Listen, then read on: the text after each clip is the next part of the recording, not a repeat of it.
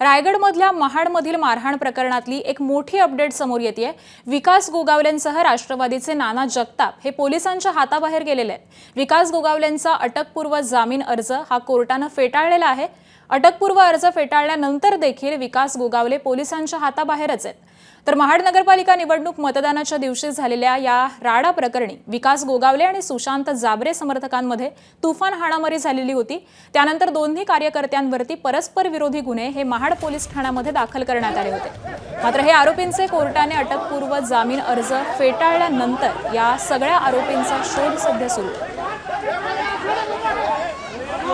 आणि याच संदर्भामध्ये आपण अधिक अपडेट जाणून घेऊयात। आमचे प्रतिनिधी गणेश महाप्रळकर सध्या आपल्या सोबत आहेत। गणेश, खरं तर विकास गोगावले आणि या इतर जणांचा देखील जामीन अर्ज हा कोर्टाने फेटाळलेला आहे, परंतु पोलिसांना देखील त्यांचा थांगपत्ता नाहीये, ते नेमके कुठे आहेत या सगळ्याच संदर्भामध्ये नेमके आता काय अपडेट्स हाती लागतात?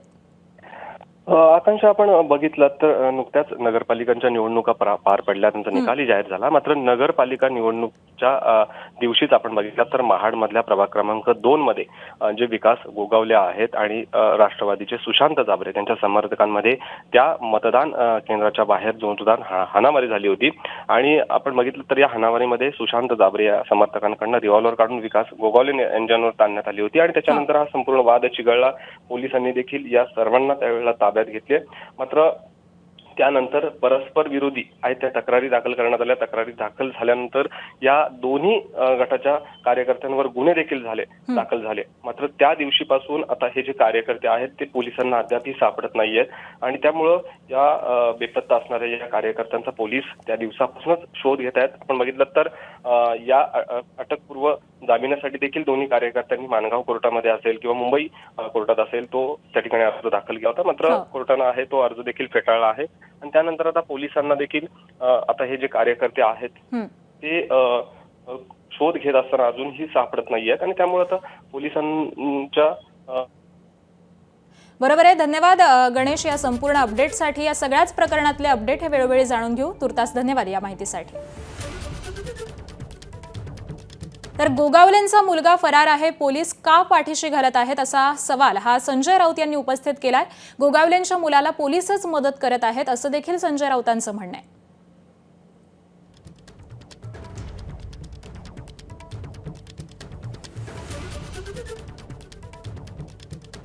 भरत गोगावले यांचा मुलगा फरार आहे, त्याच्यावरती तुम्ही प्रश्न का विचारत नाही? फार गंभीर गोष्ट आहे। महाड नगरपालिकेच्या निवडणुकीत अटेम्प्ट टू मर्डर एका काँग्रेसच्या कार्यकर्त्याला ज्या पद्धतीनं त्यांच्यावर हल्ला केला ठार मारण्यासाठी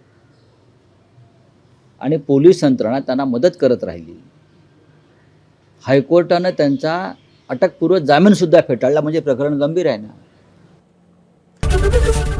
एबीपी माझा, उघडा डोळे बघा नीट।